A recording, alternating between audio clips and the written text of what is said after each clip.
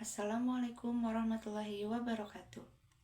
Perkenalkan, nama saya Siti Sri Lispianggraini dengan NIM 209250212 dari kelas AB 8 Program Studi Administrasi Bisnis.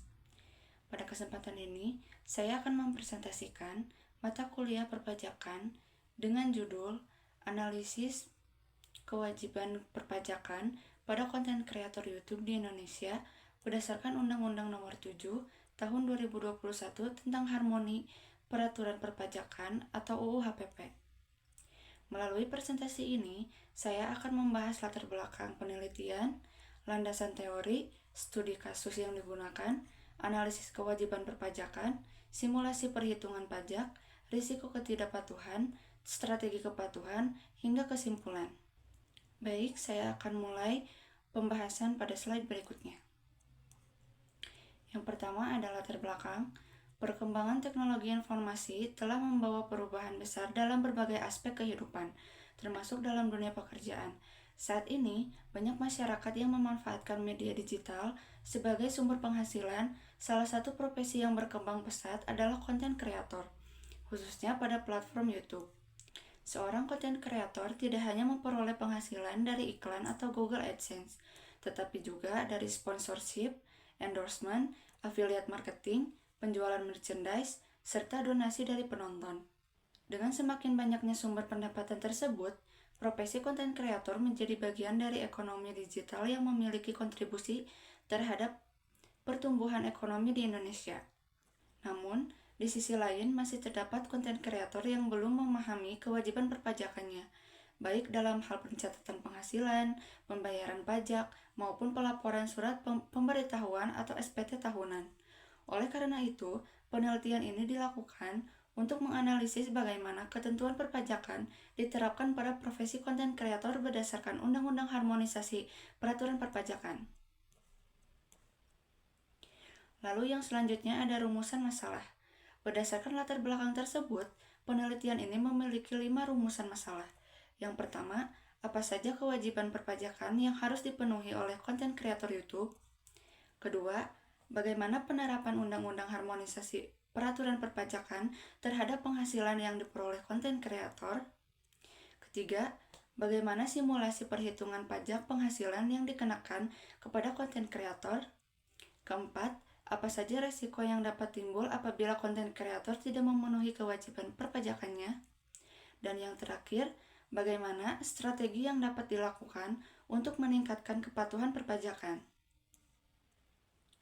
Lalu yang selanjutnya ada tujuan penelitian. Penelitian ini bertujuan untuk mengidentifikasi kewajiban perpajakan konten kreator YouTube, menganalisis penerapan ketentuan dalam UU HPP, memberikan ilustrasi proses perhitungan pajak penghasilan, mengetahui risiko yang dapat timbul akibat ketidakpatuhan pajak, serta memberikan rekomendasi strategi kepatuhan perpajakan bagi para konten kreator di Indonesia. Landasan teori. Pada penelitian ini digunakan beberapa landasan teori. Pertama, pajak merupakan kontribusi wajib kepada negara yang bersifat memaksa berdasarkan undang-undang yang digunakan untuk membiayai pembangunan nasional demi kesejahteraan masyarakat. Kedua, pajak memiliki dua sifat utama, yaitu sifat budgetaire sebagai sumber penerimaan negara dan fungsi reguler sebagai alat pemerintah dalam mengatur kebijakan ekonomi dan sosial. Ketiga, pajak penghasilan atau PPH merupakan pajak yang dikenakan atas setiap tambahan kemampuan ekonomis yang diterima oleh wajib pajak, baik yang berasal dari dalam negeri maupun luar negeri. Dasar hukum.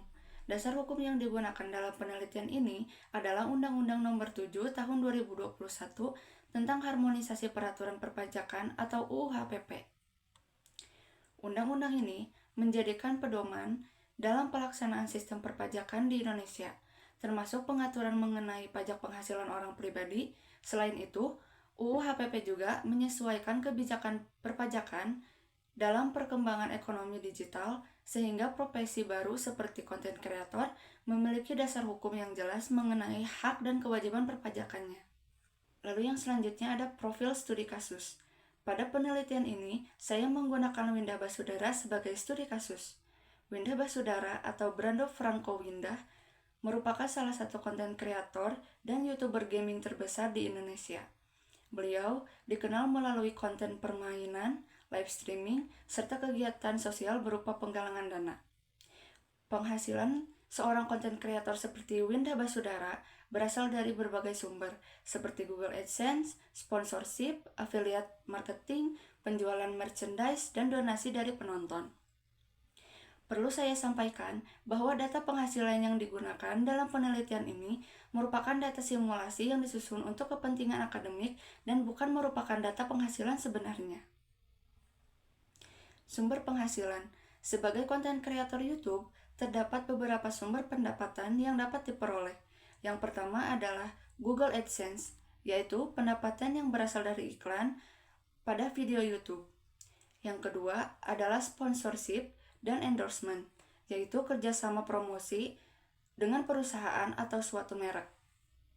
Ketiga adalah affiliate marketing, yaitu komisi yang diterima ketika penonton melakukan pembelian melalui tautan afiliasi. Selanjutnya, terdapat penjualan merchandise seperti kaos, jaket, atau produk lain yang dijual kepada penggemar. Terakhir adalah donasi live streaming, yaitu dana yang diberikan secara sukarela oleh penonton saat siaran langsung. Seluruh sumber pendapatan tersebut pada prinsipnya merupakan tambahan kemampuan ekonomis sehingga termasuk objek pajak penghasilan sesuai dengan ketentuan perpajakan yang berlaku. Lalu yang selanjutnya ada simulasi penghasilan. Berdasarkan data simulasi yang saya gunakan, penghasilan terbesar berasal dari Google AdSense sebesar 2 miliar 400 juta rupiah. Kemudian pendapatan dari sponsorship dan endorsement sebesar 1 miliar 200 juta rupiah. Affiliate marketing memberikan pendapatan sebesar 300 juta rupiah. Penjualan merchandise sebesar 400 juta rupiah.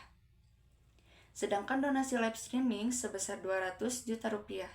Dengan demikian, total penghasilan bruto dalam simulasi ini mencapai 4 miliar 500 juta rupiah. Data tersebut digunakan sebagai dasar analisis kewajiban perpajakan dalam penelitian ini. Lalu yang selanjutnya ada identifikasi kewajiban perpajakan. Berdasarkan ketentuan perpajakan, seorang konten kreator memiliki beberapa kewajiban yang harus dipenuhi. Pertama, memiliki nomor pokok wajib pajak atau NPWP. Kedua, melakukan pencatatan seluruh penghasilan dan biaya yang berkaitan dengan kegiatan sebagai konten kreator. Ketiga, menghitung pajak penghasilan sesuai ketentuan yang berlaku. Keempat, melakukan pembayaran pajak apabila terdapat pajak yang terutang. Dan terakhir, melaporkan surat pemberitahuan atau SPT tahunan secara tepat waktu kepada Direktorat Jenderal Pajak. Lalu yang selanjutnya ada alur perhitungan pajak. Proses perhitungan pajak penghasilan dimulai dari menghitung seluruh penghasilan bruto yang diterima selama 1 tahun. Selanjutnya, penghasilan tersebut dikurangi dengan biaya-biaya yang diperolehkan menurut ketentuan perpajakan sehingga diperoleh penghasilan neto. Setelah itu, penghasilan neto dikurangi dengan penghasilan tidak kena pajak atau PTKP untuk memperoleh penghasilan kena pajak atau PKP. PKP inilah yang menjadi dasar dalam perhitungan pajak penghasilan menggunakan tarif progresif sesuai dengan ketentuan dalam UU HPP. Lalu, analisis perhitungan pajak. Dari hasil analisis dapat diketahui bahwa penghasilan konten kreator tidak secara langsung dikenakan pajak berdasarkan jumlah bruto. Besarnya pajak dipengaruhi oleh beberapa faktor, seperti biaya usaha yang dapat dikurangkan, status penghasilan tidak kena pajak atau PTKP, serta besarnya penghasilan kena pajak. Oleh karena itu, pencatatan keuangan yang baik menjadi hal yang sangat penting agar perhitungan pajak dilakukan secara baik dan sesuai dengan ketentuan yang berlaku. Lalu yang selanjutnya ada risiko ketidakpatuhan. Apabila konten kreator tidak memenuhi kewajiban perpajakannya, maka terdapat beberapa risiko yang dapat terjadi. Risiko tersebut antara lain dikenakannya sanksi administrasi, timbulnya denda dan bunga atas pajak yang belum dibayarkan. pemeriksaan oleh Direktorat Jenderal Pajak, hingga menurunnya kredibilitas konten kreator di mata mitra bisnis maupun masyarakat. Oleh karena itu, kepatuhan terhadap aturan perpajakan menjadi hal yang sangat penting. Lalu yang selanjutnya ada strategi kepatuhan. Beberapa strategi yang dapat dilakukan antara lain memahami peraturan perpajakan, mencatat seluruh pemasukan dan pengeluaran secara rutin, memisahkan rekening pribadi dengan rekening usaha, menyimpan bukti transaksi, melaporkan SPT tahunan tepat waktu, serta berkonsultasi dengan konsultan pajak apabila diperlukan.